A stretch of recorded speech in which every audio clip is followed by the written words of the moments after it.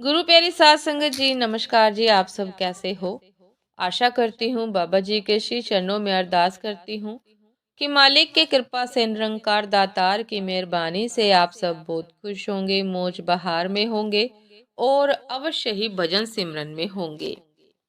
साध संगत जी, मैं हाजिर हूँ आज आप सभी से एक बहुत ही खूबसूरत साखी साझा करने के लिए। एक पारिवारिक साखी। उम्मीद करती हूँ कि ये साखी आप सभी को बहुत पसंद आएगी। तो साथ संगत जी, चलिए आइए समय ना गवाते हुए शुरू करते हैं जी। साथ संगत जी, फोन की घंटी तो सुनी, मगर आलस की वजह से रजाई में ही लेटी रही। उसके पति राहुल को आखिर उठना ही पड़ा। दूसरे कमरे में पड़े फोन की घंटी बजती ही जा रही थी। इतनी सुबह कौन हो सकता है जो सोने भी नहीं देता? इसी चिड़चिड़ाहट में उसने फोन उठाया। हेलो, कौन? तभी दूसरी तरफ से आवाज सुनकर सारी नींद खुल गई। नमस्ते पापा। बेटा, बहुत दिनों से तुम्हें मिले नहीं। सो हम 11 बजे वाली गाड़ी से आ रहे हैं। दोपहर का खाना साथ में खाकर हम 4 बजे की गाड़ी से वापस लौट जाएंगे, ठीक है ना? हाँ पापा, ठीक है। मैं स्टेशन पर आपको लेने आ जाऊंगा। फोन रख कर वापस कमरे में आकर उसने सुनीता को बताया कि मम्मी पापा 11 बजे की गाड़ी से आ रहे हैं और दोपहर का खाना हमारे साथ ही खाएंगे। रजाई में ही थी सुनीता और उसका पारा एकदम 7वें आसमान पर चढ़ गया। कोई इतवार को भी सोने नहीं देता। अब सबके लिए खाना बनाओ, पूरी नौकरानी बना दिया है। गुस्से से उठी और बाथरूम में घुस गई। राहुल हक्का बक्का हो उसे देखता ही रह गया। जब वो बाहर आई तो राहुल ने पूछा कि क्या बनाओगी?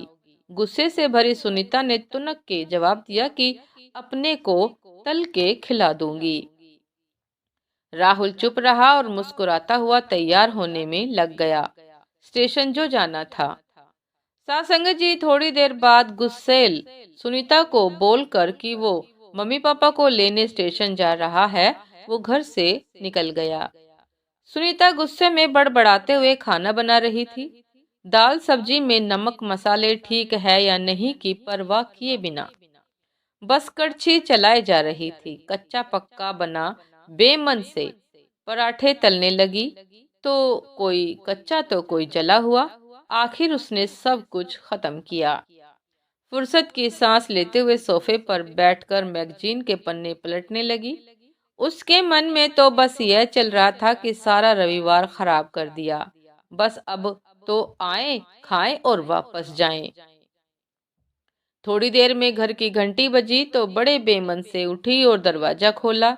दरवाजा खुलते ही उसकी आंखें हैरानी से फटी की फटी रह गई और मुंह से एक शब्द भी नहीं निकल सका। साथ संगत जी, सामने राहुल के नहीं, उसके अपने मम्मी पापा खड़े थे, जिन्हें राहुल स्टेशन से लेने के लिए गया था, जिन्हें राहुल स्टेशन से लाया था। मम्मी ने आगे बढ़कर उसे झिंझोड़ा। अरे क्या हुआ? इतनी हैरान परेशान क्यों लग रही है? क्या राहुल ने बताया नहीं कि हम आ रहे हैं? जैसे मानो सुनीता के नींद टूटी हो। नहीं मम्मी, इन्होंने तो बताया था, पर चलो आप अंदर तो आओ। राहुल तो अपनी मुस्कुराहट रोक ही नहीं पा रहा था। कुछ देर इधर उधर की बातें करने में बीत गया। थोड़ी देर बाद पापा ने कहा कि सुनीता, गप्पे ही मारती रहोगी या कुछ खिलाओगी भी? यह सुनकर सुनीता को मानो सांप सूंघ गया हो। क्या करती? बेचारी को अपने हाथों ही से बनाए अध पके और जले भुने खाने को परोसना पड़ा। मम्मी पापा खाना तो खा रहे थे, मगर उनकी आंखों में एक प्रश्न था जिसका वो जवाब ढूंढ रहे थे। आखिर इतना स्वादिष्ट खाना बनाने वाली उनकी बेटी आज उन्हें ऐसा खाना खिला रही है। सुनीता बस मुंह नीचे किए बैठी खाना खा रही थी। मम्मी पापा से आंख मिलाने की उसकी हिम्मत नहीं हो पा रही थी। खाना खत्म कर सब ड्राइंग रूम में आ बैठे। राहुल, कुछ काम है, अभी आता हूँ, यह कहकर थोड़ी देर के लिए बाहर निकल गया।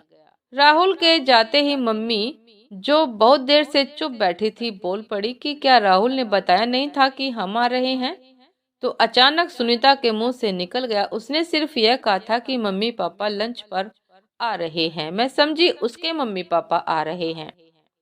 फिर क्या था, सुनीता की मम्मी को समझते देर नहीं लगी कि ये मामला क्या है। बहुत दुखी मन से उन्होंने सुनीता को समझाया कि बेटी, हम हो या उसके मम्मी पापा, तुम्हें तो बराबर का सम्मान करना चाहिए।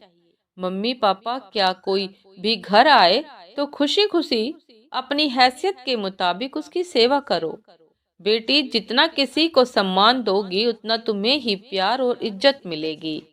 जैसे राहुल हमारी इज्जत करता है उसी तरह तुम्हें भी उसके माता पिता और संबंधियों की इज्जत करनी चाहिए। रिश्ता कोई भी हो, हमारा या उसका, कभी फर्क नहीं करना चाहिए।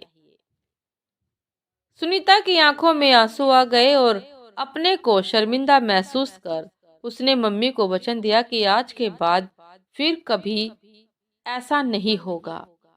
निश्चित ही हमें विचार करना होगा सास संगत जी, क्या ये ठीक है? क्या यह घटना 10 में से 8 घरों में होती है?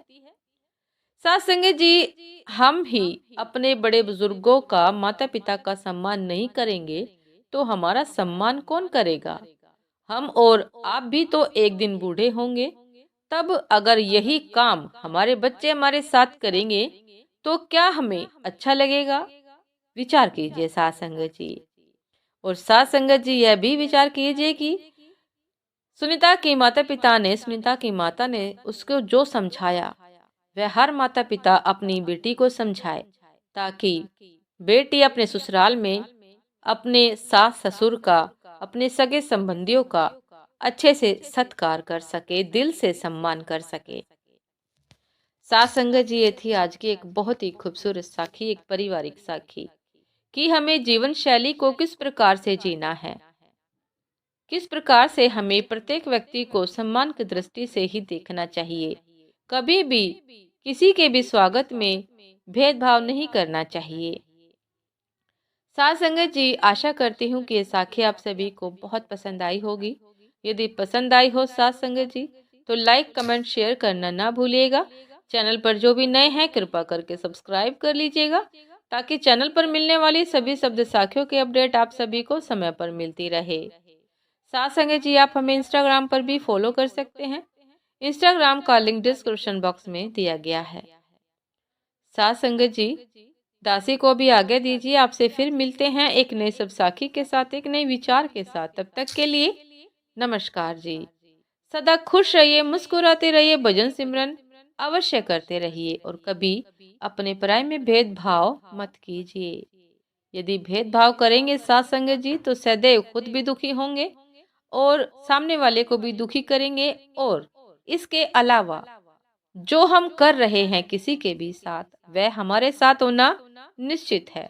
यदि आप नहीं चाहते कि आपके साथ कोई गलत करे या भविष्य में आपके साथ कुछ भी गलत हो, हमारे साथ कुछ भी गलत हो, तो किसी के भी साथ गलत मत कीजिए। नमस्कार जी।